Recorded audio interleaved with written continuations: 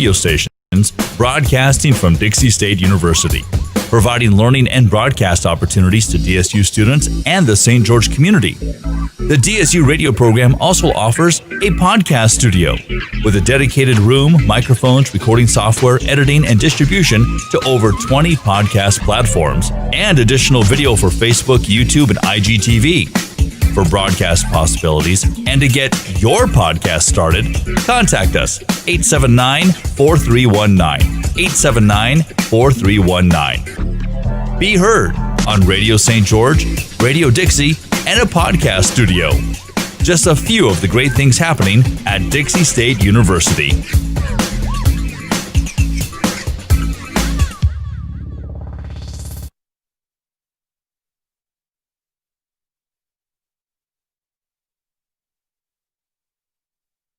Released Global by Global Education Philanthropists founder Cami Bowker. The Released Global podcast will expose riveting and emotional real-life stories. You will hear from trafficking survivors and their families, extraction teams, and others from our local and global community who want to educate their communities through real-life story sharing to find their own voice while releasing riveting facets of this worldwide monster.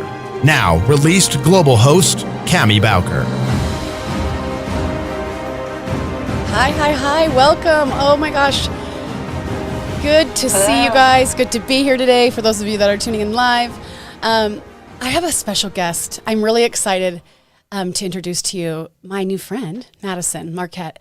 She has a story that I want to share with others. The very premise of this podcast is to help raise awareness for the fastest growing enterprise on the planet Earth, which is that of human trafficking.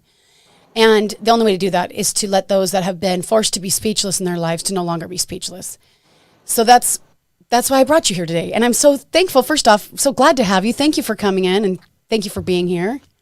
Of course. Yeah, so I would love to just give us a little bit about you. Tell us a little bit of your story, and then I just want you to dive in. Feel free to just share with us. But who is Madison?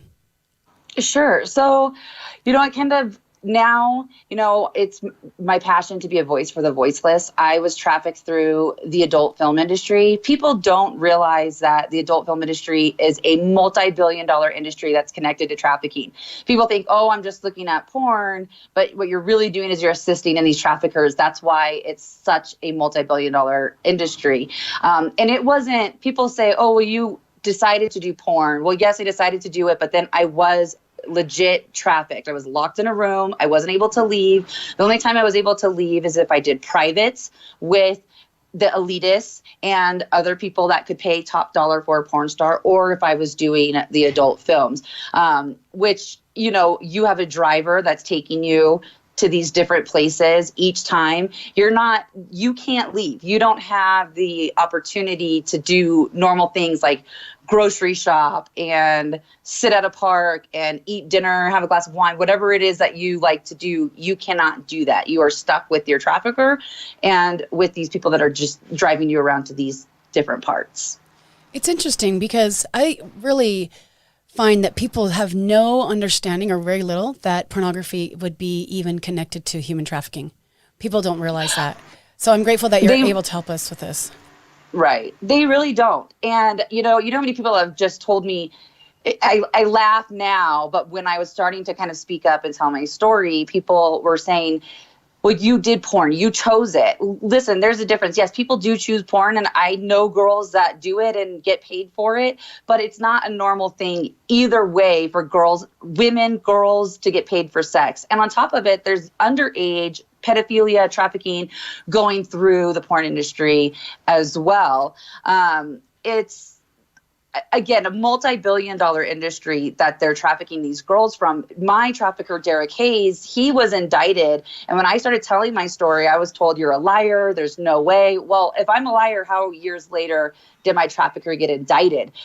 And he was sued by multiple girls for trafficking them. I mean, he has millions and millions of dollars, $1 million homes where he has girls in LA, in Northern California, in Colorado, in Utah. I mean, all across the U.S. That's another stigmatization, that trafficking only happens abroad. It happens here in the US. And so it is a very sad thing that men and women, and they buy porn or they look at it, they go on Pornhub. It's free on Pornhub. One of my issues too is people are sharing this on Facebook, and their excuse for sharing it is, well, I want to make awareness. What you're doing is, one, you've assisted my traffickers. You've paid Facebook to share it. I mean, it's just, you're assisting in it. Let's stop it. If you want to make a difference, you don't need to change someone's mind that trafficking is real. What you need to do is stand up and make a difference. Mm-hmm. Don't use my pain for your fame. Right. I guess is, I do see that a lot. Is I worry about survivors getting like re-exploited. And I don't think that people understand that and correct me if I'm wrong, it could be different for you, but I think from kind of getting to know you, it's similar to the other survivors I know, it's a lifelong process to become and feel whole again. It's a day-to-day fight still. So once you change your life or get out of it or however, and I don't even know, maybe you could share with us, how did you get out? How did you, now that I see that you have like a life that's not, you now get to probably go to the grocery store. So how did you get to go from, honestly seeing some of the darkest parts of our society people don't know exist? How did you get out? So I actually was arrested. A police officer, they raided a house in California. I had years prior to getting into trafficking, I was going through a divorce, and I had wrote a bad check. I basically wrote a check from one account to another and took money out. And so there was a warrant out for my arrest. So they raided the house. I got arrested, sat in jail for 74 days. And then at that time, I was like, okay, I'm just going from one prison to another. It's time to die. And that's where I was at. I was going to kill myself. I was going to kill myself in jail. This girl said to me, you're going to get out tomorrow. And I just looked at her and had some few choice names in my head for her and was like, I'm not getting out. And so the next morning I was ready to kill myself. I was thinking of ways to do that. And when I was younger, I did these fashion shows called A Trend from Beginning to End. And Crystal Lewis was friends with one of my sisters. And she sang Come Just As You Are at these fashion shows. So here I am years later, ready to kill myself. I hear on the TV, Come Just As You Are. And so I got up, walked over to the TV. It was like really loud. And it was just on the TV was Joel Osteen, which I laugh because people don't really like him. But at the time, God used him and he said, listen, you're in the darkest spot you've ever been. You want to kill yourself. Like, just come just as you are right now. Like, God will like redeem you. And that's exactly, I just said, okay, fine, Lord, I'm going to give you one more chance. And this is it. You don't get any other chances other than this. And so I did. I got out that night. And thankfully. Then, as I got out, and then a woman that ran these Trend from Beginning to End fashion shows took me into her home and just showed me who God was and who Jesus was. The problem was when I was a kid, Jesus was twisted. It was, if you love Jesus, take off your clothes. And when I got into porn and started being trafficked, it was normal for me for someone to tell them to take off my clothes, which for a young child and have your innocence stolen like that, of course, you have no value. You have no, like, I am pure, I am holy, I am loved, I am God's child, I am his daughter. And so here we are years later where I know that, and I have built a relationship with Jesus and said, okay, my kids just, and it is hard. Porn does follow you around. I'm single. I'm a single mom. I can't date because what happens is people Google it and they say, oh, well, you're a porn star. No, I'm not. I was trafficked. I was beat. I was raped. I was sold without my consent. Stop looking at it and acting like I'm this person.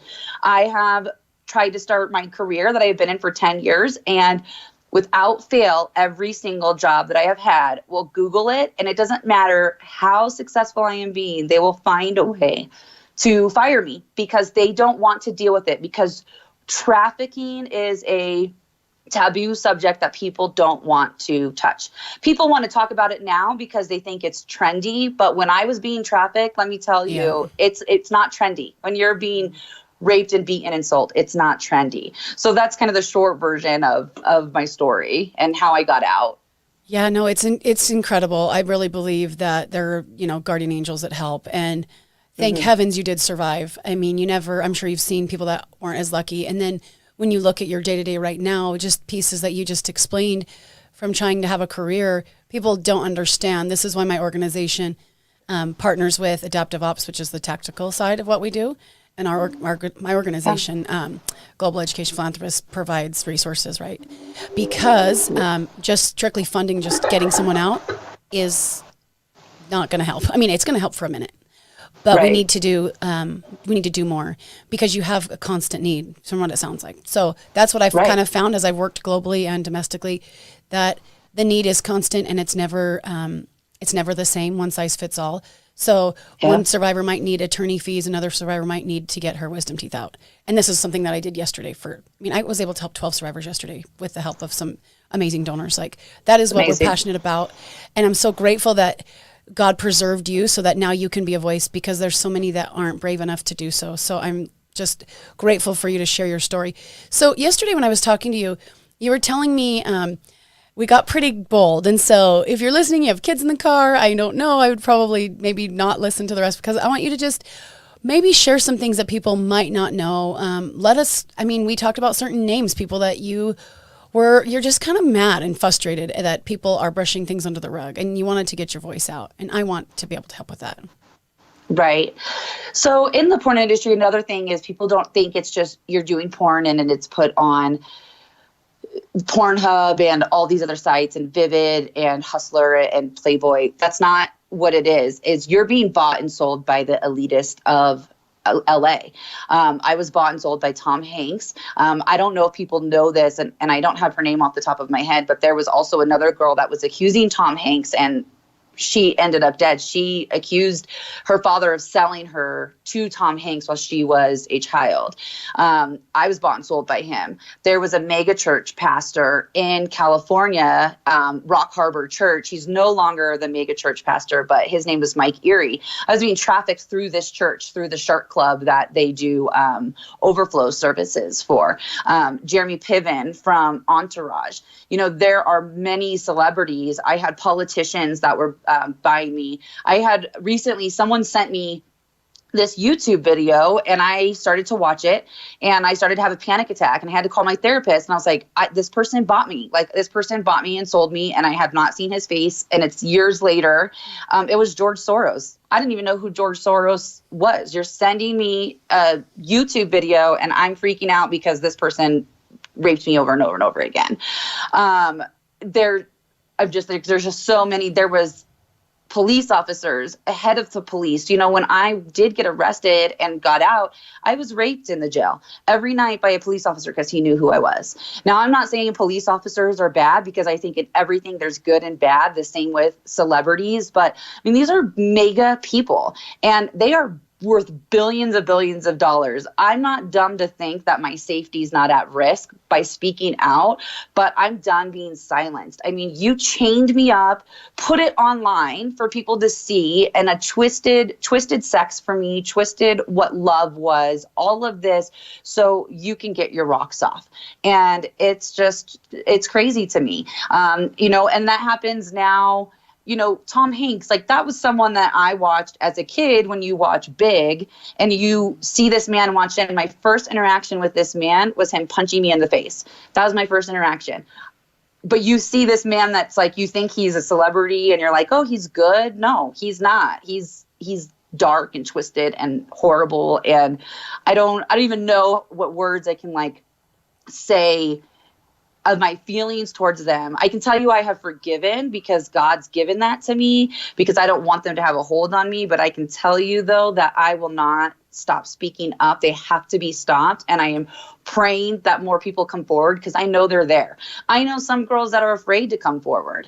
And they're afraid for many reasons. I get threatened from the district attorneys here on a daily basis. I get threatened by different people. On a weekly basis, threatened by other high profile people because they don't want me to speak out. They're afraid because they know it's the truth. Yep. And the light ends up winning in the end. Yep. Yeah. So you're just starting to shine a light, and I'm so grateful for that. And I was thinking, when people watch porn, they don't understand that they're watching rape videos. And, you're probably made to look like you were forced to probably look like you enjoyed it. Otherwise, what happens, right? You don't. Right. What happens if you can't mess it up, right? They make you look like you enjoy it, or you're supposed to, right? Well, they make it look like that, but sometimes they do film it as rape scenes, and that's out there. It's like, I'm going to film it as a rape scene because it's what people want to see. They want to see that gory. But what I always tell people, if you're addicted to porn or you're looking at it, just look at the girl's eyes.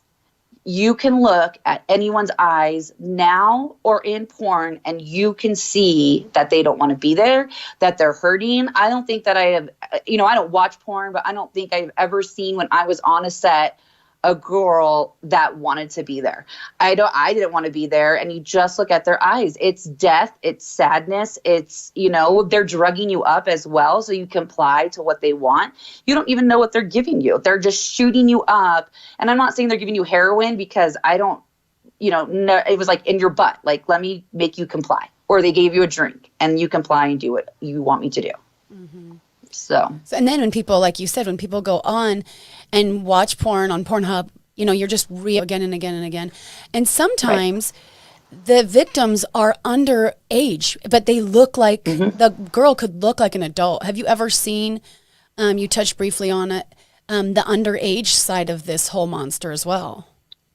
Yeah. So yes, recently a girl just committed suicide. If you look at the article, and I posted it on my Facebook, if you look at the article, if you do the math, she was underage when she was doing porn. I also did another post on how many girls committed suicide or died of a drug overdose when they were doing porn. They were all underage. And this was just like a short research and of girls that I have known. I mean, they are 14, 15, 16 years old being trafficked through the porn industry. Derek was trafficking young child through the porn industry. The fact that he wasn't indicted on trafficking children is crazy to me. But again, you're watching these young girls. I mean, they have it out there. When I was in porn, I was of age, but they were saying, say you're 17, say you're underage, because that's what people want. And that's what people are looking at, which is disgusting. You're raping our children. You're putting it out there. I was a child at 18, 19. I don't even think, why should an 18-year-old girl be able to consent to porn, but she can't drink alcohol? It is just twisted. It's crazy. And so, yes, it is. There's a lot of underage. Yeah, in the porn industry. And they have makeup and hair, and you just, they look at whatever age they have to look. Also, one facet that I've kind of researched and is with the porn videos being used to groom kids that are not sure what to do with their next client. The traffickers just having them watch porn all the time. Is this something that you've witnessed too, or? I didn't witness that, but I was also being sold. I mean, I was doing 3 to 4 videos in the day and being sold to 2 to 3 people at night, or I was with one person for weeks at a time. So I never had to watch it, but I do know that happens. It's something that I have heard from girls that, one, were underage and are now in help, or girls that are still in it, that they are frustrated because they maybe choosing to do porn, but they don't want the young girls to be in it as either. Yeah, and I have recently found out that people can just upload videos to Pornhub, just underage kids, and they don't. People don't understand what you're looking at when you start looking at pornography, how damaging it is. I mean, it's very addictive, and you're watching people that are literally starved, and when their cameras aren't rolling, like you mentioned, chained to a bed. Like, what is an average day in the life? What was a day in your life like? What would it look like? I mean, it was, you're locked in a room. The lock was on the other side of the door. You're barely getting fed. And if you are getting fed, you're not really wanting to eat because you're just so disgusted with what's happening to you that you just physically and mentally cannot eat. Then they say, okay, well, we're going to take you to the porn site. We're going to get your makeup done. We're going to get you like your tanning done. You're going to do your shoot. Then you're going to go to the next shoot. And then maybe at nighttime, you're going to do a private with, let's say, one of these celebrities, Tom Hanks, Jeremy Piven, mega church pastor Mike Erie. And then you're staying with them. And then they're doing whatever their sick, twisted fantasy is to you, which is usually torture. And then you go back, and then sometimes they'll say, okay, well, you're too bruised up to do porn, so we're going to let you rest for a couple days until your bruises fade and we could put makeup on it. And then it's like the cycle just starts all over again. And that's the day in the life. Yeah. And the torture piece, I don't think the mainstream public, I mean, I know that there is a violent aspect to pornography, but for some reason, some twisted reason, the torture piece is just unfathomable to me that there's violence involved. I'm so sorry. Well, people don't know this. In Southern California, there is kink.com or kink or whatever, and it is a mega warehouse where the torture happens. I have known girls that have died there, and they just sweep it under the rug because people aren't looking for them for whatever reason. And again, it's a huge warehouse, but the feds and everyone else, you just ignore it. You don't go in it. It's like, can we go rescue these people? They're torturing people. That's where I was tortured. When you're going on a plane, I have a huge problem right now with the mask mandate and kids. Guess what? My face was covered when I traveled. They didn't know who I was because they didn't want people to recognize me. And so when I traveled over state lines or from Los Angeles to Northern California, my face and everything is covered. Let me go torture you and rape you and beat you at this kink warehouse. And no one knows because it's a warehouse. It looks like an abandoned building, but it's a huge warehouse where they're torturing you, waterboarding you, chaining you like a dog. I mean, it's disgusting. It's crazy. And then people come in there to like experience this? Yep. Wow. Yeah. Wow. Yeah. It's people don't realize, again, it's just so connected, and the torture aspect of it, doing porn or being trafficked isn't, oh, you're just having sex. It is that these people are sick and they're twisted and they have no moral compass. And so beating you, raping you, sodomizing you, this is something that is on a daily basis that they don't care. And they pay thousands and thousands and thousands and thousands of dollars to do it at the hand of me, other girls in porn, even men. I mean, I know one guy that was in porn that they made him get plastic surgery over and over again because they didn't like how he looked and they trafficked him through it. It's kids. It's all at the expense of these sick, disgusting people, pedophiles, and just horrible people. And they get started down this path usually by starting just looking at porn, right? And the brain starts to change. And then you see that meter go from, okay, like I've seen, pedophiles and predators say sentences exactly like the one I'm about to say. They would say, I'm so embarrassed I got arrested. I started with porn years ago, and then I decided to get a prostitute. She was overage. And then I decided to try a younger one and a younger one and a younger one. Mm-hmm. And then I decided to fly to Thailand and have a 12-year-old for the weekend. And then that wasn't enough. And then I tried a 9-year-old boy. It just goes. And then I'm imagining possibly somewhere in that range of things going from a normal, average, everyday person to trickling in porn, and then going that meter from what I've seen personally to watch different cases is it goes kind of faster than you might think. All of a sudden it just something switches and it gets really dark really fast. It does. It goes downhill very quickly. And it is. People start watching it and they get twisted because they think this is normal. They think that this twisted thing that they see is normal, and it's not. What they're seeing is not normal, and they want it. And so they go and find it and pay for it. So what can we tell people that are listening? We just have a couple minutes left. What can we tell them as they leave here? Give us some advice and some action steps. So one, if you're addicted to porn, get help. Craig Gross did a oh my God, I'm sorry. They did a software where you can, if you need an accountability partner, so get one of those instead of watching it if you're addicted to it. Watch your children, talk to your children about it, because this will stop telling your children that their vagina and penis are a cookie and a whatever. Teach them the real name so they don't become victims of it, and be aware. And if you want to make a difference, stop treating this like a trend. Take action. Stop saying, oh, I want to post this, I want to do this. Get off being a keyboard warrior and get up and do something. Let's just take action, please. Thank you so much. I always tell people, you know more, now you have to do more. Yeah. And how can people find you and follow up with you on the socials, on the handles? How do we find you? So they can follow me on Facebook, Madison Marquette. Just follow me. Please do not send me a friend request. So Madison is MADYSON, or they can follow me at thecrazytrain.org, because frankly, this is crazy and we all need to know it's a crazy train. So I love it, thecrazytrain.org. That's perfect. In our organization, we collect resources for survivors. So if you want to collect anything, even if Madison's in need and she needs something, go to globalep.org, sign up to be a volunteer, and we'd love to help you with anything that you need.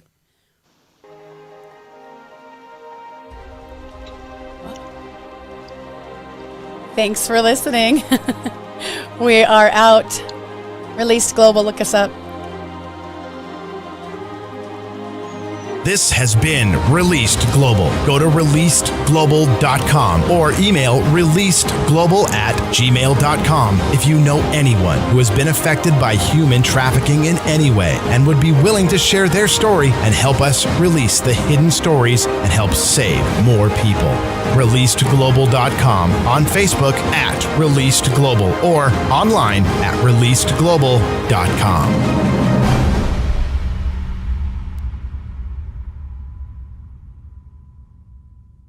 This has been a production from a podcast studio.